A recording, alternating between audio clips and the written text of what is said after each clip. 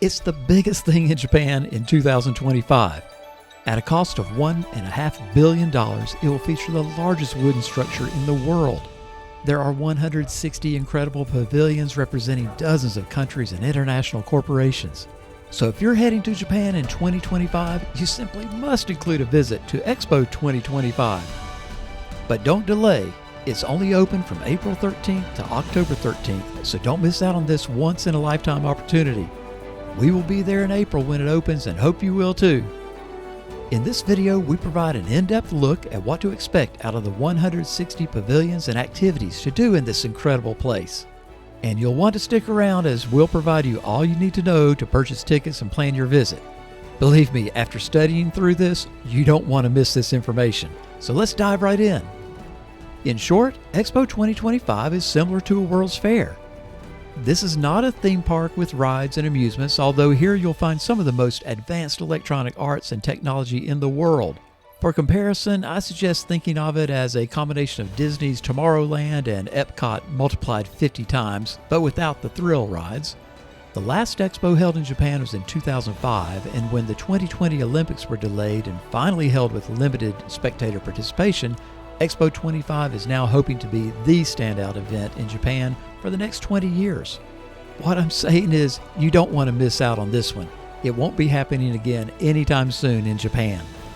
The theme of the Expo centers around innovation, sustainability, and environmental awareness, with many of the venues designed for multi-purposes and recyclability. The grounds encompass over 383 acres or 155 hectares, and it is expected to have a $19 billion economic impact to the region.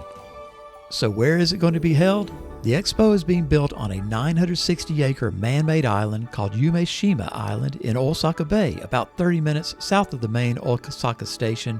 But here's an amazing fact. There has been very little buzz or talk about it online. As of this recording date, we're less than 90 days away from the opening, yet pre-opening ticket sales and interest level is way off expectations. So what does this mean for you and me? It means for those of us paying attention, perhaps we're going to be able to enjoy something very special and unique while the rest of the tourists are crowding in places like Kyoto and Dotonbori and Osaka. With 383 acres, this is 3 times the size of Universal Studios Japan. So what will you see and do at Expo 2025? The first thing you'll notice is the signature iconic feature of the Expo, the Grand Ring or Grand Roof as it is also known. This is purported to be the largest wooden structure in the entire world and built at a cost of more than $230 million. The ring encircles the entire Expo grounds and provides a skywalk garden from which you'll be able to view the entire 383 acres within, as well as views of Osaka Bay and the city of Osaka. It is 600 meters in diameter and 2 kilometers around the circumference. There's simply nothing like it anywhere else in the world. Once inside, you'll find approximately 160 countries and international corporations represented, with dozens of countries having built pavilions specific to what makes their countries unique. That is, you'll be able to sample cultures, food, and history of dozens of countries in one place without traveling to them. It is going to be simply amazing, and here are a few examples of some of the more outstanding pavilions. The Switzerland Pavilion is designed to show how we can coexist with nature, and it does so through the innovative design featuring 5 spheres that are also to be covered in plants and foliage. The intent is that the spheres will look as though they are growing out of a forest floor. These are unique in that they only weigh 400 kilograms, as they are comprised of a light fabric over tubular frames, which is a fraction of the typical pavilion. And of course, this is all recyclable once the expo concludes. Another unique feature of the Swiss Pavilion is that its exhibitions will change throughout the expo. During the first 53 days, it will focus on artificial intelligence and robotics. Then it changes to health and life sciences for the next 69 days, before finally closing out on environmental issues of our planet. The theme for the India Pavilion is The Healing Mountain, celebrating India's journey of connecting lives through culture, innovation, and sustainability. It will feature the elements of earth, water, air, fire, and space, using innovative digital technologies and interactive displays, such as the Sutra Sarang Tunnel. Of course, there will be opportunities to enjoy Indian cuisine at the Sheesh Mahal restaurant and the Akash Auditorium to sample some of India's unique cultures. The American Pavilion features a wedge-shaped approach to the building lined with video screens that will change throughout the day. You will be drawn into the entrance of the pavilion where you'll find all manner of displays about the American landscape, culture, food, and history. This pavilion will be one of the larger ones at the expo. Moving on to the Pacific, the Philippine Pavilion draws inspiration from the art of Filipino weaving, utilizing the weaving technique of warp and weft, showcased by including more than 1,000 rattan threads and 212 hand-woven panels. The panels are a tribute to the country's weaving heritage and showcase the 18 ethno-linguistic regions of the country. Back in Europe, Belgium's pavilion design theme is Designing Future Society for Our Lives and focuses on the idea of saving lives through clean water and clean living. The building is hexagonal in shape, inspired by molecular structures, and adorned on top with what is designed to look like large water droplets. Water is the central theme of the pavilion, which has the large emphasis on Belgium's healthcare, breakthroughs with medical robotics, and immersive projection technology that is interactive. There will be a restaurant offering authentic food and a rooftop bar and terrace. The Indonesia Pavilion is designed to highlight elements of Indonesia's waterborne history. Indonesia is the largest archipelago in the world, comprised of more than 17,000 islands in the South Pacific. Therefore, boats and maritime life have played an important role there since time immemorial. The designers of the Indonesia Pavilion thus created a structure that mimics a large fishing boat using sustainably acquired materials, such as rice husks and plano wood that can be repurposed after the expo.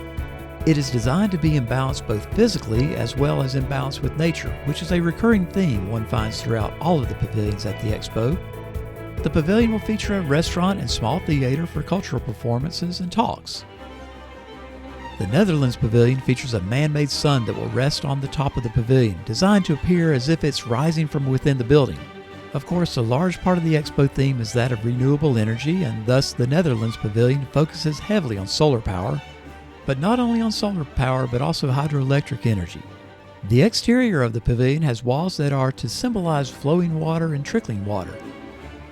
It seems every pavilion has interactive elements, and this one aims to use miniature handheld globes inspired by the sun, which visitors can use to activate various displays as they wander around through the pavilion. Beyond these outstanding pavilions, there are literally dozens more from other countries all around the world, such as Germany's park-like pavilion with living rooftops and Singapore's red dot sphere covered in recycled compact discs.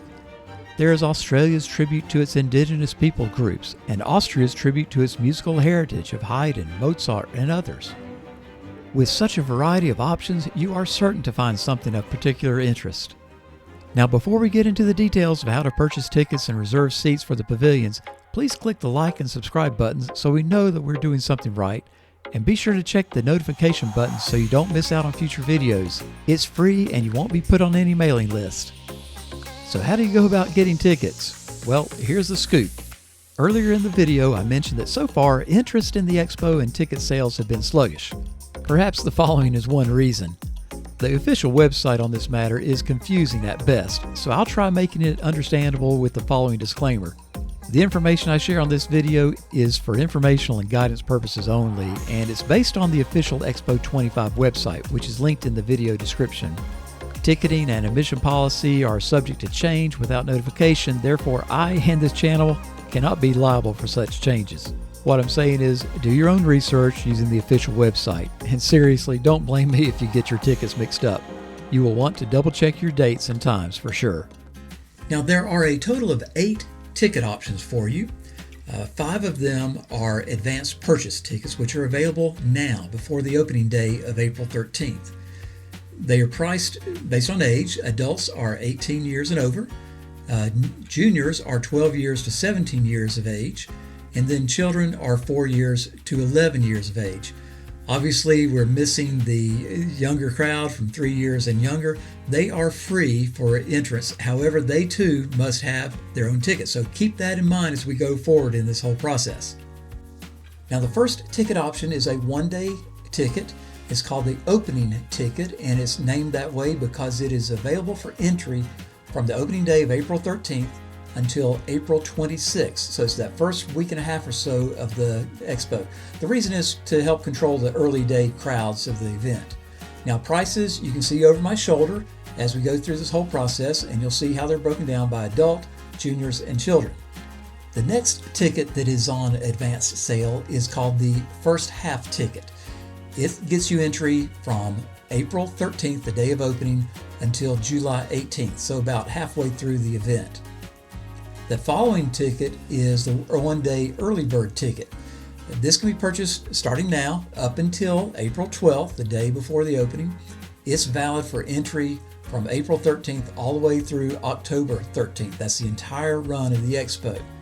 Again, prices are seen over my shoulder here. The season pass ticket is the next big advanced purchase ticket, and its purpose is primarily to allow you to have multiple entry on multiple days throughout the season. These are available for sale now. They are valid for entry into the expo from April 13th until October 3rd. So catch that, folks. It only goes through October 3rd, whereas the entire expo runs through October 13th. Why that is, I don't know. Don't ask me. I didn't create it.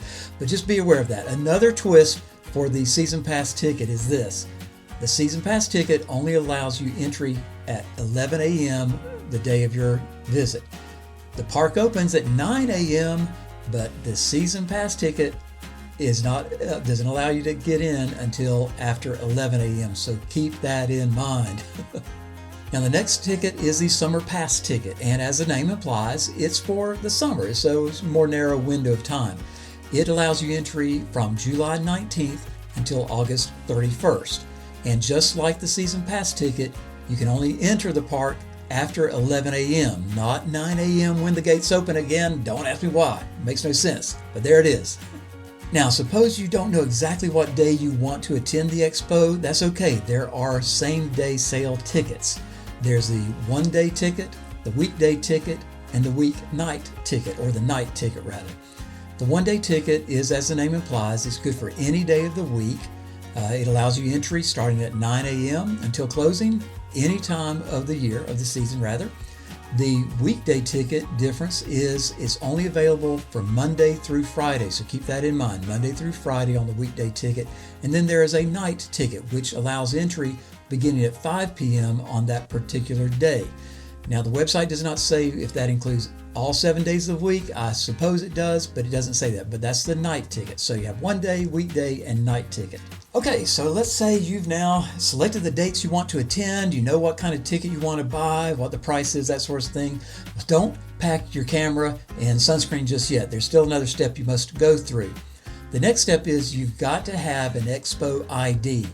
An Expo ID is an electronic form of identification which will be on your cell phone or your laptop, whatever. You can get it through the website. It's not terribly difficult to set up the Expo ID, but you've got to have that before you can purchase a ticket, whether advanced sales or at the gate. So remember that. I should also note that I mentioned that 3-year-olds and younger are free to enter. They must have their own ticket. So remember that. I don't know if they have to have their own Expo ID, but they do have to have their own ticket. Okay, so now we've got our ticket date, we've got our Expo ID, you're ready to purchase your tickets, but you want to get into the pavilions, which is the heart of the whole event. Now, crowds can be big, and for that reason, they've established some crowd control measures by creating some timed entries for various pavilions. Not all of them require it, but some of them, the more popular ones, are going to be very crowded. Therefore, they have established timed entry to come in and out.